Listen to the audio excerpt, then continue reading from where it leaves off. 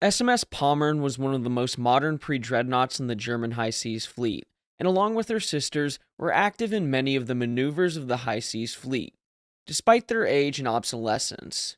They earned the nickname the 5-minute ships due to how long people thought they would last in battle, with their armor, speed, and armament being less than desirable to go up against any of the dreadnoughts, let alone super dreadnoughts of the Royal Navy.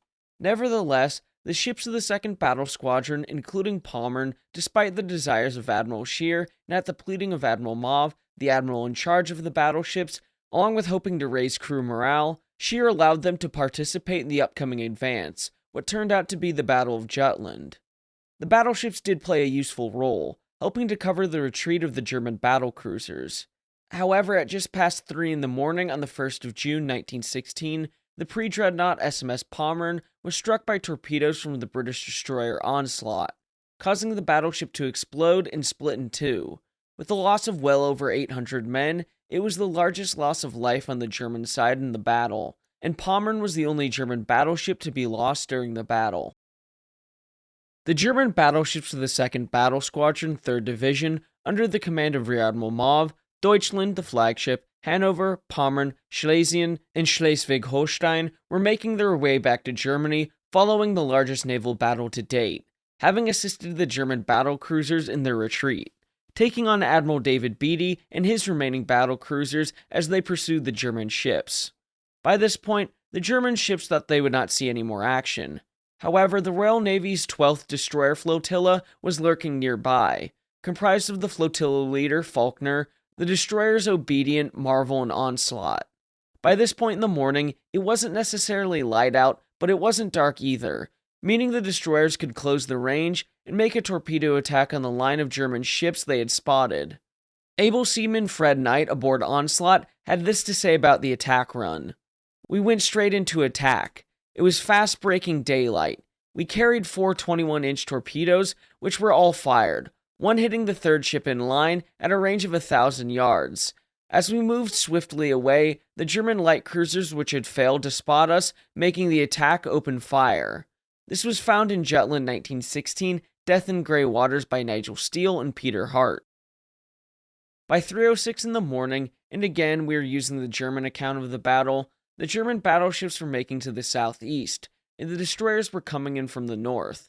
Admiral Mauve, aware of the attack, had ordered the battleships to turn south to decrease the chances of one of the ships being hit. However, the British ships had 12 torpedoes in the water, and in a short time at 3:10 in the morning, Pommern was hit.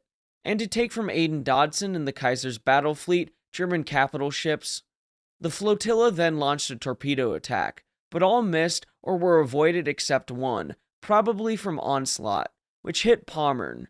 There was a succession of detonations, each accompanied by different colors of smoke, with a fire then spreading from the starboard side, with 2 high columns of flame, after which a large explosion broke the ship in 2 sections, which then capsized, the after part still being afloat 10 minutes later. It seems likely that some 17-centimeter shells, which were stored with their noses pointed outward, had been set off by the torpedo, causing a chain reaction as other shells detonated sympathetically. The ship sank in 30 meters of water, and was heavily salvaged from 1957 to the 1960s. Whilst Gary Staff in Skagerrak, the Battle of Jutland through German eyes, writes, "Then at 3:10 hours, the German line was rocked by a series of tremendous explosions in quick succession. 1 or perhaps 2 of the torpedoes fired by Onslaught had struck SMS Pommern." Captain Bulkin.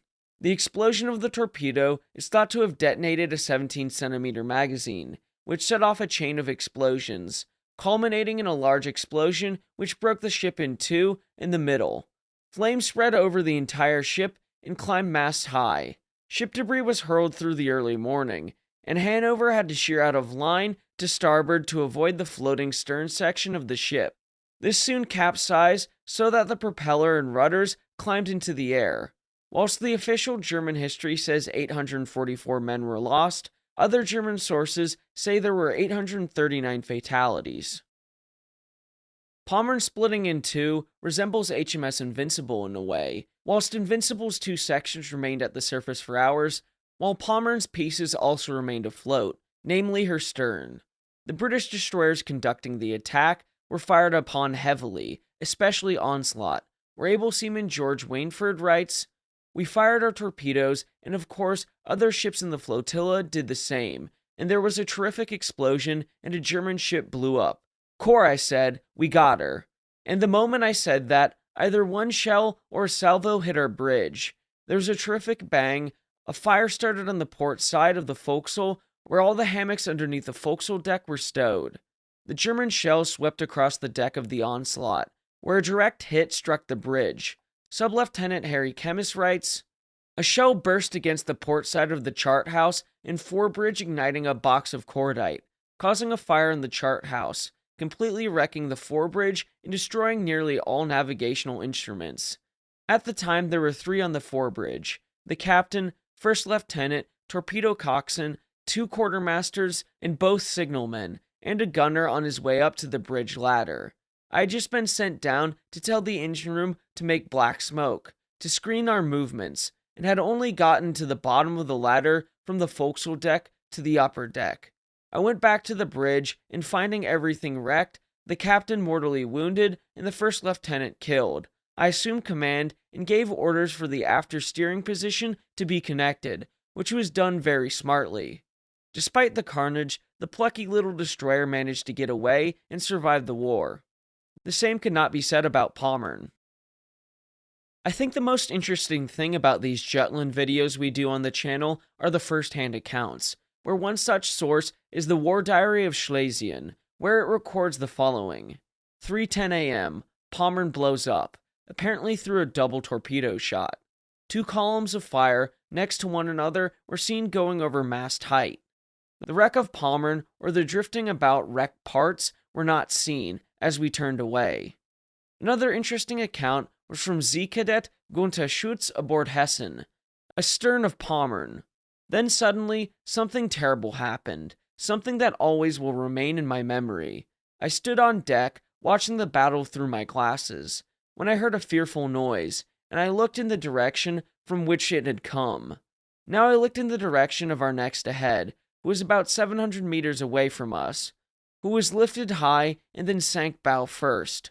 Only part of the aft ship could be seen for a short time out of the water.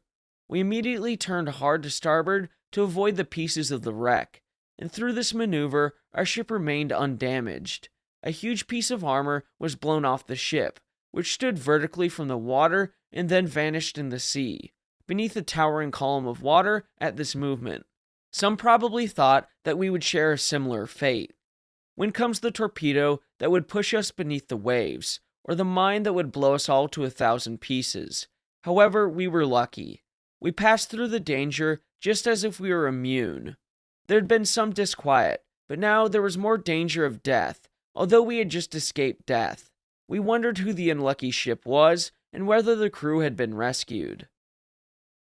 One last quote comes from Lieutenant Patrick Lauder aboard the dreadnought HMS Benbow, where he writes, "Having laid down on a wardroom settee, I was awoken at about 2:30 by a loud crash, just like that caused by a large armored hatch being dropped. I later heard that this was the time of a successful torpedo attack on a German battleship." I just thought that piece was interesting, showing just how loud that explosion was. Anyway, something interesting I'd like to touch on from Schutz's piece, where he describes a huge piece of armor being thrown off the ship, where it's thought this could have been the forward 28cm turret being thrown off the ship, with some evidence actually supporting this, as that the wreckage site shows one of the 28cm far away from the hull of the ship. Another thing I find interesting comes from the battlecruiser Fontaine, following behind the Second Battle Squadron, where in German battlecruisers of World War I, their design, construction, and operations by Gary Staff, he writes, "At 4:12 a.m., a tremendous explosion occurred in the Second Squadron. Apparently a torpedo hit SMS Pommern and the ship blew up. At the same time, the Second Squadron had a brief battle. The wreck of SMS Pommern was recognized as it was past a quarter hour later." In that quote, it's interesting that Pommern's stern is described as recognizable, remaining afloat for some time following the ship's explosive demise. However, no other ship recalls seeing the stern afloat after that account, so it's hard to say when the stern went down. probably a half an hour later or something along those lines. Pommern's loss was one of the worst losses of life the German high seas fleet suffered during the First World War, and being the only battleship lost at Jutland on the German side, it makes for a very interesting story.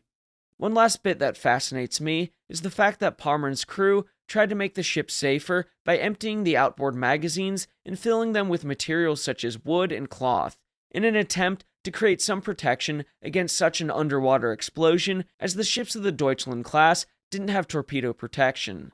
Still, the efforts of the crew were in vain. Nevertheless, I hope you found the video interesting. Normally I would say I hope you enjoyed it, but some have taken offense to that when we've discussed similar topics in the past. Anyway, please remember to like and subscribe, as it'll help the channel to grow. Until next time, my friends, have a great week.